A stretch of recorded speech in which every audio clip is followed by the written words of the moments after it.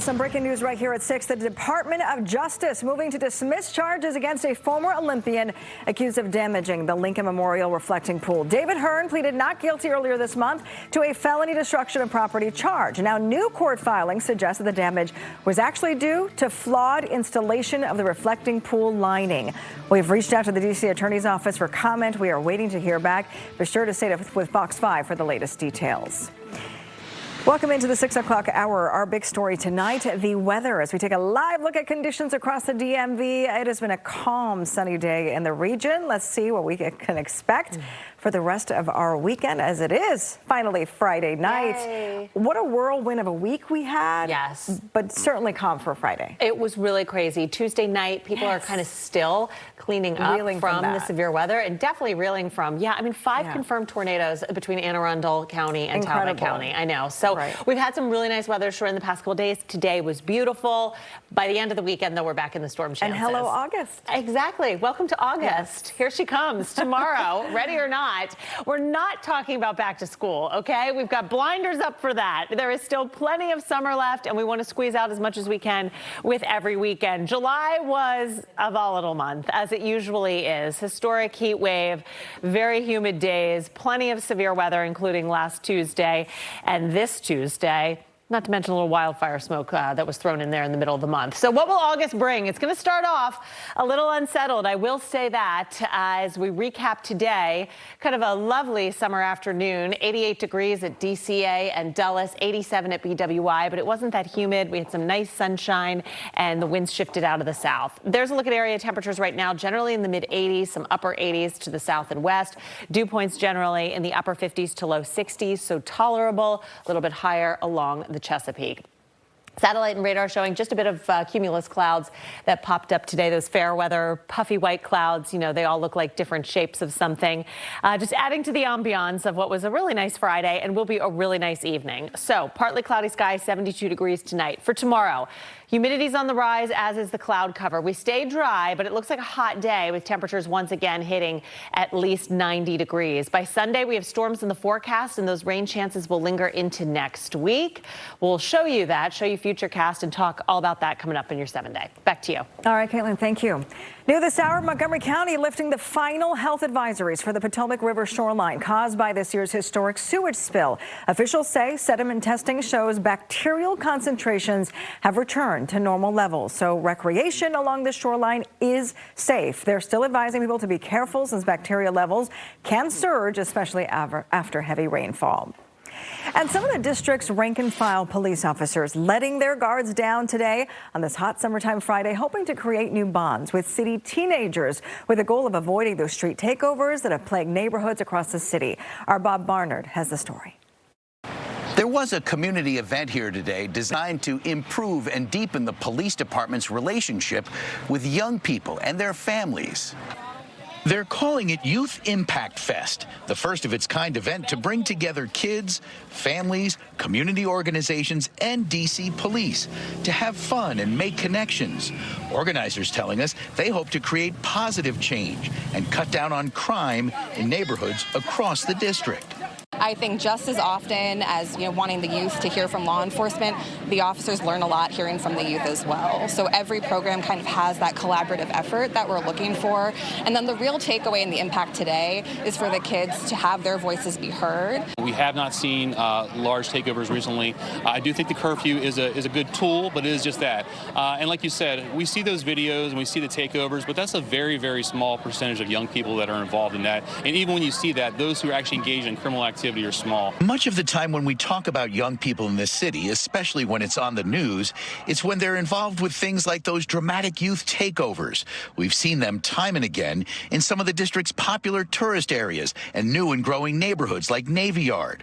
Police instituting teen curfews to try to prevent these from happening. A young person's perspective now from one of MPD's new cadets who was here at this festival today. I feel as though the teens, they're not in today's society, they're not given enough opportunities to be themselves and grow, or maybe they're not getting enough attention from parents at home. They maybe come from broken homes, so they look to see other things outside of the house to do, whether it's good or bad. But I feel as though a lot of like dumb things happen because teens are bored. I've experienced that firsthand, so I know what that's like. Now, despite it being a Friday and the middle of the summer, D.C. police say there are no teen curfews planned for this weekend. Guys? Bob, thank you. New video today of an attempted armed robbery at the Shaw Skate Park in Northwest that we told you about yesterday. This happened just before 8:30 on Wednesday night near the intersection of 11th Street and Q Street. Police say 3 skaters were held at gunpoint as the suspect demanded $20 from each of them. The incident at the skate park, obviously it's very concerning it's out there. Those are just some folks that were out at the skate park trying to enjoy themselves. We have released images of that. I would encourage anybody in the community who's seen that video, please, if you can identify that individual, let us know, because we want to capture that person and charge them for the crimes that they attempted to commit. Again, here is that disturbing and shocking video. Now, nothing was taken. No one was hurt. The suspect drove away from the park in a gray Lexus sedan. The driver accused of hitting and killing a woman in Northwest is now behind bars. Investigators say Shania Lincoln hit 61-year-old Dawn Saccone back in April at the intersection of 23rd and L Streets and then took off. Saccone died at the area hospital. Lincoln is now charged with involuntary manslaughter. A not guilty plea from the operators of the Dolly ship that crashed into Baltimore's Key Bridge. The companies, as well as the ship's superintendent, are now facing federal charges of conspiracy, obstruction, and making false statements to investigators. An investigation found that the Dolly lost power twice in just 4 minutes before hitting the Key Bridge back in 2024, killing 6 construction workers. And new details are emerging about plans to transform Washington Manassas Airport into a commercial airport. The Federal Aviation Administration finalizing a vital environmental assessment. Our Tisha Lewis joins us from the newsroom with more on this one. Hey, Tisha.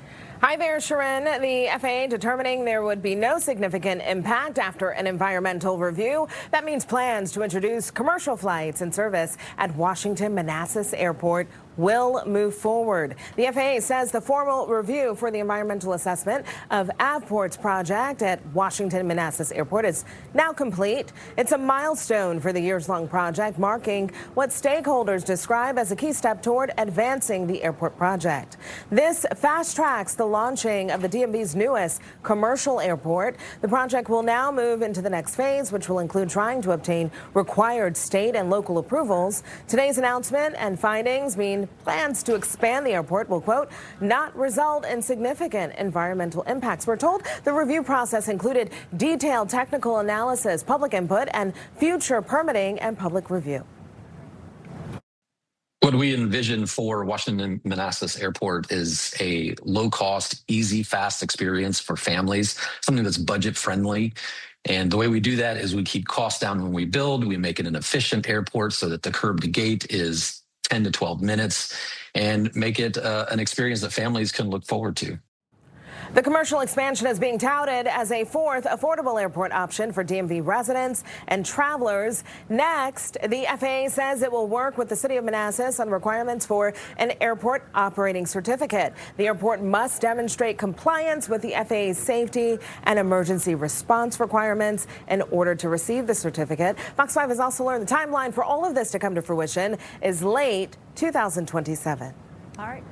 Tisha, thank you. Virginia Governor Abigail Spanberger is restoring voting rights today for over 60,000 former convicts. It allows people with felony convictions to vote, serve on juries, run for office even. Virginia is just one of 3 states that permanently disenfranchises people convicted of felonies. A referendum up for a vote this fall could automatically restore voting rights once people are released from prison. And a reminder for voters in Virginia, early voting comes to an end tomorrow in the Commonwealth. Voters deciding candidates for U.S. Senate as well as several House and local races ahead of the November midterms. The actual primary day is Tuesday, August 4th, so just in a few days.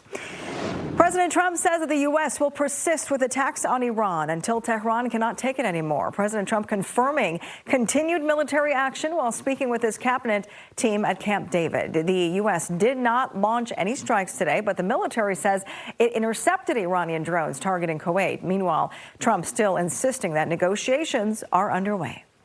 I'm losing faith in them because they do lie and they do misrepresent. Well, the other day, the 5 missiles were shot.